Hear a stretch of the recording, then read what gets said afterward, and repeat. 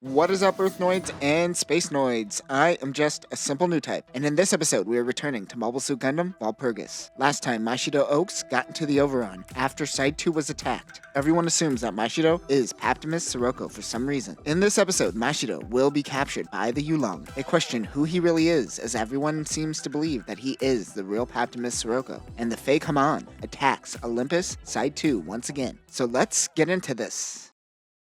Thane realizes that it isn't the O, and the mobile suit just was wearing Shoban armor. Haman realizes that it is a Gundam. Mashiro feels something in his head before he begins freaking out. He rushes towards Zeta 2 and punches it in Wave Rider mode, causing him to crash. Mashiro then heads towards Haman in the Demeter. He is able to hold his own against her. He says that this power can only come from him. Back on the colony shelter, Lucia passes out. Thane informs Captain Hermie on the Yulong that the O is actually a Gundam. She doesn't want to pull back and needs to rescue her people first. The Yulong is hit. They use a beam dispersal screen, but it isn't too effective. Mashiro chases the Demeter out of the colony, where she is waiting with funnels, ready to pounce on the Gundam. He heads into space and is surrounded by funnels. However, he is able to dodge them. Mashiro rushes towards the Satellon-class ship and tears through it. Hermie and her crew is saved by the Gundam. At an unknown location, a man that looks like Paptimus Sirocco wakes up. Everyone on the Yulong is relieved to have survived the situation thanks to the Gundam. They were able to save the Salamis-class ship, but the commander of the Salamis, Roxanne Rox, says, "F*** you for saving me, and f*** your family." Ooh, foreshadowing via insult. That's a first. Neo Zeon has currently fled from Olympus, but they know this fake Haman moves fast. Regardless of whether or not it is the real Haman, she has the skills and power that Haman once had. Thane goes to talk to the mechanics about the issue he had transforming the Wave Rider mode to mobile suit mode. The mechanic says that there is nothing wrong with the equipment after doing an analysis. He says fix it, fix it, fix it, fix it, fix it, and then he just leaves. They don't know what to do, so naturally they just reformat the operating system on the mobile suit. Thane gives Hermie a pouch of ramen. Salty, chunky, and umami, and it's all in a tube. What a future. Thane says Roxanne was right. If they didn't save the Salamis, they would be with the Granada team right now. But because of her, she saved many people's lives. He brings her spirits up. Hermie tells Thane that two people in the cockpit of the Gundam were children, one wearing a Neo Zeon uniform and the other wearing a school uniform. Thane wants to join the investigation process, but Hermie suggests not to interrupt Commander Jesse's interrogation. He is a part of a different chain of command from the Yulong crew and acts independently. Mashiro wakes up and is assaulted by the young Neo Zeon girl, while we, as the viewer, are assaulted with panty shots. She calls him Master Paptimus, but he tells her that he isn't that traitor and he died 2 years ago. She cries and dry humps his leg. Okay? That is when Raymond McInnes and Commander Jesse walk in with their team. Raymond says that he shall be the one to inherit the White Grimoire. He also says that Paptimus always had a way with women. Paptimus, you dog. Haman meets with Ernardo Bato, who is there to protect her according to his master's orders. In the hangar is the Demeter next to a Zaku machinery, Ernardo Custom. The MS-11RS Zaku machinery, Ernardo Custom, is exactly like the Zaku machinery, with the exception of two changes. It has a beam-resistant coating and a long-range beam rifle. Other weapons are the same and include Vulcan guns, a shield, and a beam saber. Haman slaps Ernardo for being overconfident while letting two of their ships sink. So the Zaku machinery I guess we saw last episode was Ernardo's. The art direction in this manga is quite atrocious. This is where manga can learn from American comics. Anytime Spider-Man makes an appearance on page, they always grab the reader's attention and go, "Hey, that's Spider-Man." Remember the famous Stan Lee quote, "Every comic is someone's first." Especially in Japan, where comics are still hyper-serialized. And you could go to a 7-Eleven and pick up a weekly shonen book and just start reading. This fake Haman is sad that she got a lot of veteran Zeon soldiers killed. She wants revenge. Back on the Yulong, Raymond says that they are going to make Mashiro pilot the Gundam.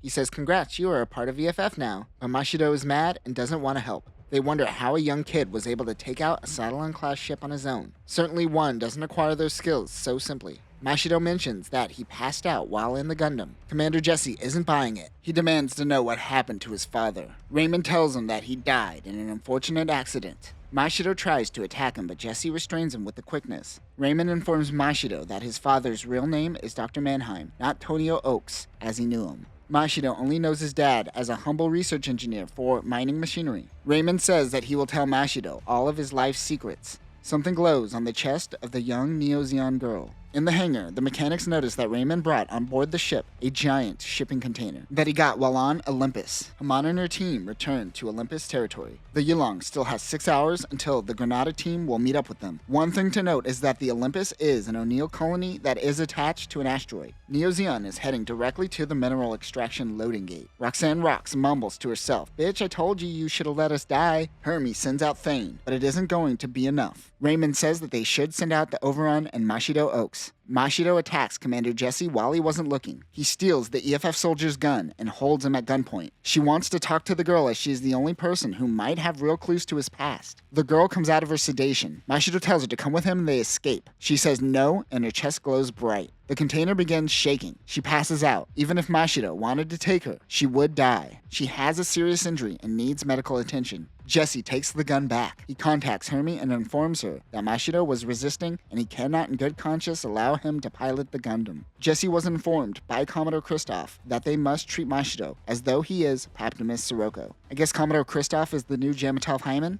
Mashiro is dangerous. They need more help. Haman attacks the mines as a warning shot and sends a message to the colony. They are harboring a ship currently, so the Yulong was inside the colony and not outside. I have no sense of space in this manga. Give me more establishing shots. She threatens to destroy the colony if they don't leave.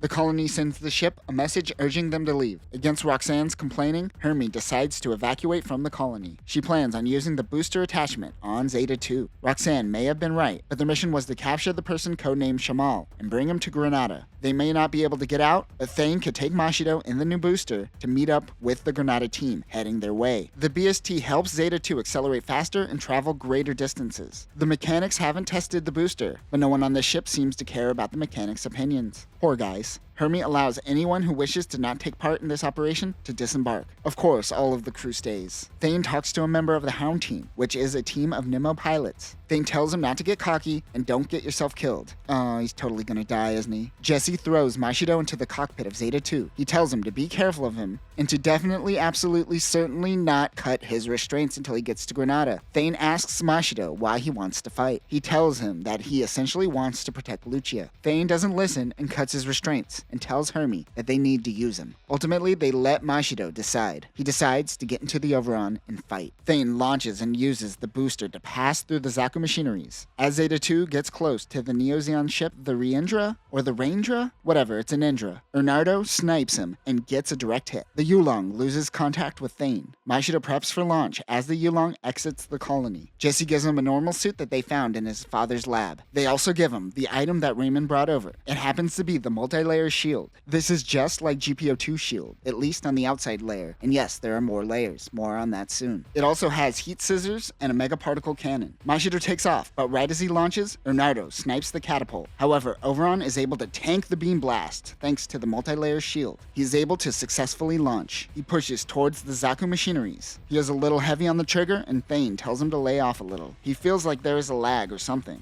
It isn't working the same as last time. 4 mobile suits approach the Yulong. It is Haman and the Demeter. Raymond busts into the med bay, where the Neo Zeon girl is passed out. He grabs her and shakes her, saying, "Why isn't the Gundam working like it did last time?" He shakes her harder. Others force him to stop. Someone gets shot down. That is the guy from earlier who foreshadowed his death. Ernardo rushes the Gundam. He calls him an amateur and proceeds to punch him to knock out Mashiro. He intends on taking him back to Neo Zeon.